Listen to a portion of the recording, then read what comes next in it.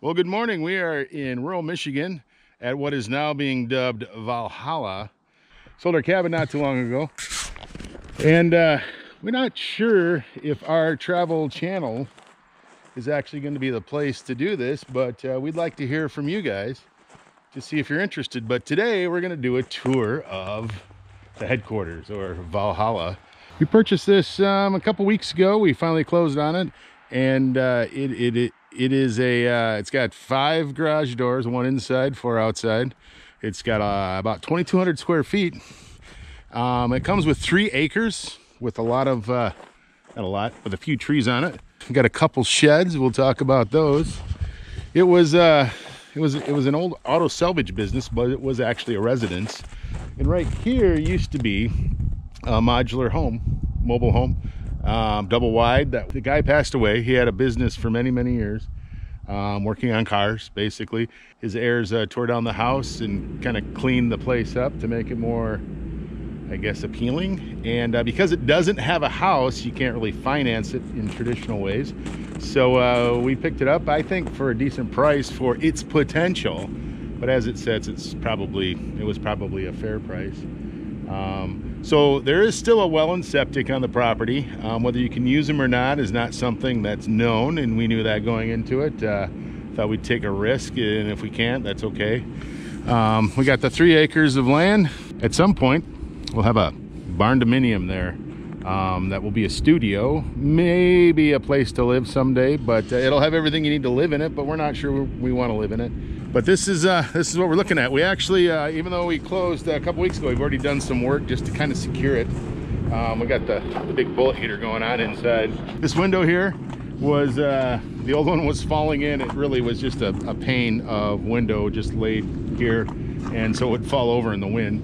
And then the door was in pretty bad shape, so I went ahead and replaced that real quick. Yeah, let's go in and see what we got. So here's the inside. We have what we're gonna call the main shop here, and then we got a garage door that used to go into an area that we're going to primarily use for storage. Poppins is working on taking down this wall here. And it's a brick building with a decent roof on it yet. It's got a couple garage doors here. Most likely freighter canoe maybe is going to come here. Sometimes we can pull vehicles in to access the main shop. And then maybe Thor over here. If you look at this stairwell they built, it is an overbuilt stairwell with I-beam construction treads and a lot of steel involved. And the electricity in this area, yeah, we're not going to use any of it. We're going to replace it.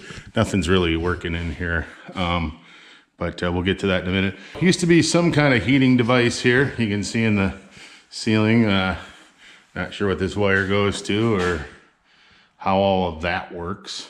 We'll take the stairwell out. It's pretty awkward. Once you go up the stairwell, you're gonna hit the ceiling. So we're probably gonna remove all of the ceiling area up to about where the garage doors are right there on both sides so that they still operate and function. Clear all that out, take it down, and then leave the floor on this side and that side so that you can easily slide canoes and the kayaks up top and you know, store some stuff up above. But not have a full area up there. We did think about putting an office up there, but it was just going to be too much work and water. There's Poppins tools. So we'll head up and look at the loft. There's no real lighting up here. They left some stuff. A bunch of planers. That's kind of cool. Yeah, so immediately you come up against the ceiling, the roof, and then you kind of got this awkward step. And then you can kind of stand up after you get in. So it's kind of short. It's pretty neat up here, but I'm not sure if we're going to use it for much of anything. You can see the other shop. You can see the little bit of insulation. Not really sure. I haven't checked out the thickness yet. You can see the beam here. I'm not sure the thickness, but I was surprised actually that it was insulated. I didn't think it was. So We got some fiberglass batting in here. Not really sure what's going on there with the electrical, but yeah, we're gonna probably redo all the electrical. Gotta watch your step up here. But yeah, so here's the attic area, and most likely we're gonna add some joists or rafters here, and then take this floor out, and then to about probably there, and just have an open area so we can store stuff. That's the attic. There's some mysteries and adversity here to overcome, and some investigation, which makes it fun. 9-foot high doors by 10-foot wide. Perfect for the Jeep. And then you can see that I've started on some of the insulation, just kind of plugging holes, really. Then we have a very interesting setup here. It looks to be a 100 amp service based on the 100 amp breaker at the top. This one over here, which says house, is another 100 amp breaker. So the house used to be just beyond the Jeep right there. It's not there anymore. So 100 amp breaker with a 100 amp service with a 100 amp breaker here. Then we got the pump, which I assume went to the well. Got the shed, a little 15 amp. So this is all very confusing. I think that's another 100 amp breaker. I think this might be the service that used to go out to the house, but I don't know. Doors are old. They're having some trouble. This one opens great. This one doesn't open at all. And then we got the back room, which will be the workshop. Right now my workshop's in the garage, and you've probably seen us do videos in there. It's really small. So we got some old lighting that's just not gonna work. You can see the old shop lighting in here is kind of on its last leg. I plugged these in and that one starts, but that's about it. And then above is some insulation. You can see here, you can see the hole that they cut for the old wood stove up there. Threw a board in there. They got insulation up in that roof, but yeah, needs more insulation. But it's cool. I was very surprised to find this. I didn't think it would be insulated. When I tore the walls off, I found insulation, and the insulation has a vapor barrier, which is awesome.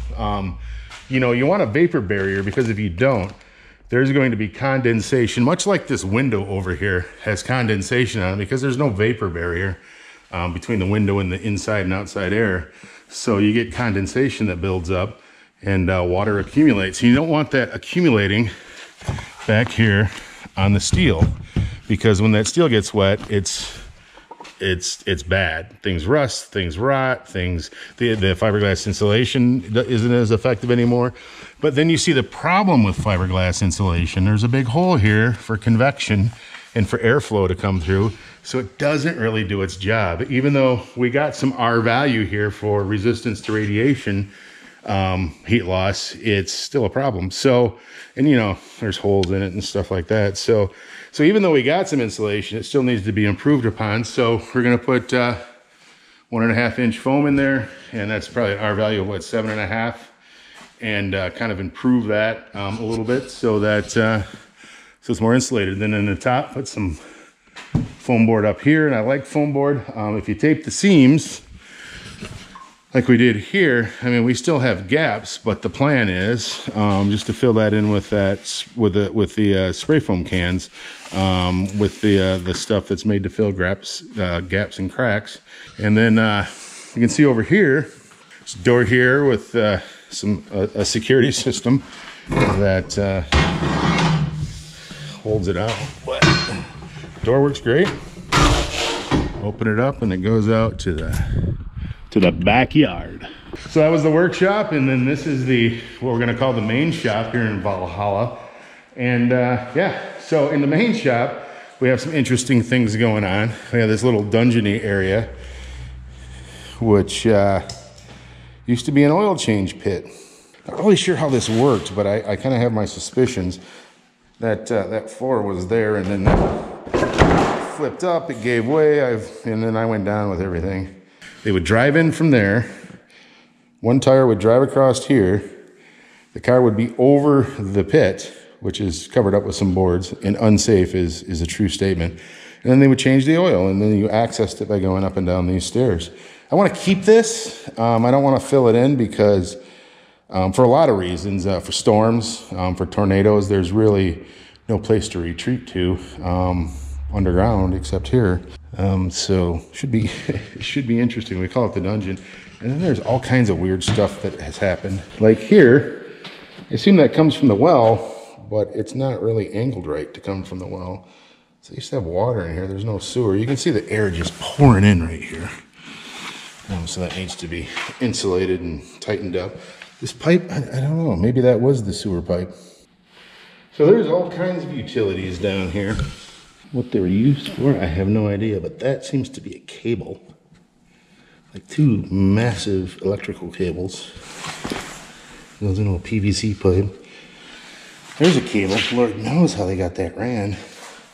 How they ran it through this cement like it is. No idea where that goes to. That's what we use for heat right now. We plan to get a garage heater in here. So let's go outside and look at some of the things that we have. It's noisy in there. So this is a cool little feature. Remember I said that we have a well and septic on the property. Not really sure where the septic is yet. We have to get the site plan and figure all that out. Got our shed out there, a burn barrel. There used to be a couple structures out there. I don't know what they were used for. This structure here that's kind of has seen better days is kind of interesting. Whoa. Slippery there.